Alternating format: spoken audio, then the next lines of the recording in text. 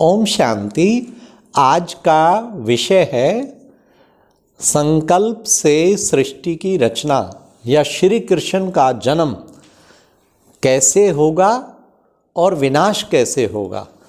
अपनी अपनी इमेजिनेशन कल्पनाएं तो भिन्न भिन्न भाई बहनें सुनाते रहते हैं। इस पर भिन्न भिन्न योगी जन भी अपने अपनी बातें बताते रहते हैं, लेकिन बाबा ने जो कहा वो एक एथेंटिसिटी हो जाता है, अथॉरिटी हो जाता है।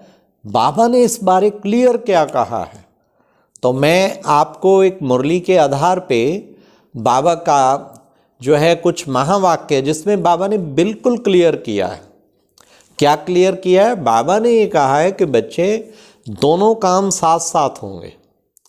एक तरफ विनाश का नगाड़ा बजेगा और एक तरफ श्री कृष्ण का शुभागमन होगा। तो बाबा ने कहा एक तरफ जय जयकार होगी और एक तरफ जो है हाहाकार महाविनाश का हो जाएगा। ये कट्ठा होने वाला है। एक तरफ बाप की प्रत्यक्षता होगी, हाँ, और एक तरफ ये एकदम बेहद की वैराग्य वृत्ति आ जाएगी। तो बाबा ने कितना सुंदर एक एक राज स्पष्ट किया कि बच्चे जो कहते हैं ना श्री कृष्ण पत्ते पे आया, उसका क्या मतलब है? उसका मतलब है 3 हिस्सा तो पानी में ही टोटल डूब जाएगा। केवल भारत एक सुंदर भूखंड जो परिस्तान बनने वाला है वो जो है बचेगा, बाकी सब जलमयी। आज बाबा ने उसे जलमयी शब्द एक अव्यक्त मुरली में दिया है बाबा ने कि जलमयी हो जाएगा वो। तो इसलिए उस वक्त जो है वो एक टापू की तरह, जैसे एक बीच में जो ये गायन है शास्त्रों में कि सोने की द्वारिका वो निकल के आ गई, तो वास्तव में चारों ओर जलमयी में ये भारत एक सोने की द्वारिका की तरह लगेगी। और फिर बाबा ने कहा क्योंकि उसमें आगे नई सृष्टि की रचना में सबसे पहला पत्ता श्री कृष्ण है, इसलिए दिखाया है शास्त्रों में कि कृष्ण पत्ते पर आया। और फिर बाबा ने और स्पष्ट किया कि ये धीरे धीरे चहुं ओर एक तरफ महाविनाश जोर से होगा, इधर श्री कृष्ण भी प्रत्यक्ष हो जाएंगे। श्री कृष्ण महाराज, उनका जन्म होगा, सारी धरा पे उनकी प्रत्यक्षता हो जाएगी और एक तरफ विनाश का नगाड़ा भी जोर से बज जाएगा। तो बाबा ने एक तरफ जय जयकार हो जाएगी। तो ये प्यारे बाबा ने 23 अक्टूबर मुरली में 75 की मुरली में बिल्कुल डायरेक्ट बाबा ने बताया है।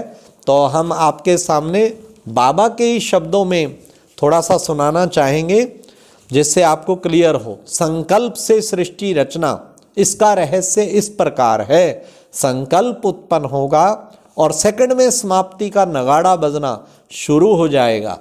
एक तरफ समाप्ति का नगाड़ा, दूसरे तरफ नई दुनिया का नज़ारा साथ साथ दिखाई देगा। वहाँ ही विनाश की अति होगी और वहाँ ही जलमयी के बीच चारों ओर विनाश में एक हिस्सा धरती और बाकी 3 हिस्सा तो जलमयी होगी ना। जो ये गायन है ना जलमयी हो गई, तो ये जलमयी उसी के पीछे एक बाबा कहते भारत जो भूखंड स्वर्ग बनने वाला है उसको छोड़ के सब जलमयी होने वाला है। यह जो सभी पीछे पीछे अनेक धर्मों के कारण अनेक देश बने हैं, वह अनेक धर्म जब समाप्त होंगे तो अनेक देश भी एक सैरगाह के रूप में जल के बीच एक टापू के मुआफिक हो जाएंगे। तो एक तरफ विनाश के अति के नगाड़े होंगे और दूसरी तरफ, अब बड़े ध्यान से सुनना, दूसरी तरफ फर्स्ट प्रिंस श्री कृष्ण के जन्म का आवाज बुलंद होगा। वह पत्ते पर नहीं आएगा, दिखाते हैं ना जलमयी के बाद पत्ते पर श्री कृष्ण आया। 3 हिस्से जलमयी में होने के कारण भारत जब परिस्तान बनता है तो उसको जलमयी दिखा दिया है। ऐसे जलमयी के बीच पहला पत्ता जो फर्स्ट आत्मा है उसके जन्म का चारों ओर आवाज प्रसिद्ध होगा कि फर्स्ट प्रिंस प्रत्यक्ष हो चुका है। बिल्कुल क्लियर, श्री कृष्ण का चारों ओर आवाज प्रसिद्ध हो जाएगा, फर्स्ट प्रिंस प्रत्यक्ष हो चुका है, जन्म हो चुका है। तो वह भी अति में होगा, अर्थात जलमयी के 3 हिस्से का नजारा होगा और एक हिस्सा भारत परिस्तान के रूप में प्रकट होगा।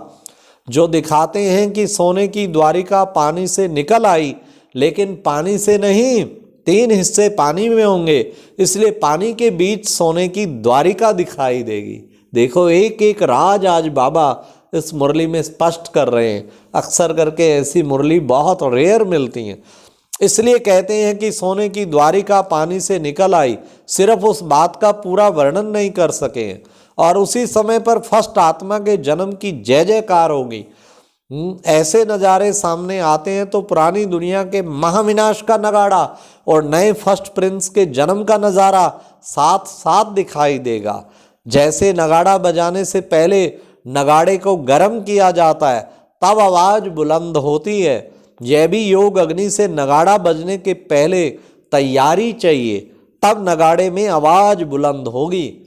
इंतज़ाम में लगे हुए हो ना, इंतज़ार करने वालों को भी इंतज़ाम में लगाओ, तब जय जयकार होगी, हो जाएगी। तो बाबा ने योग अग्नि से नगाड़ा बजेगा, ये उसके लिए तैयारी करनी है।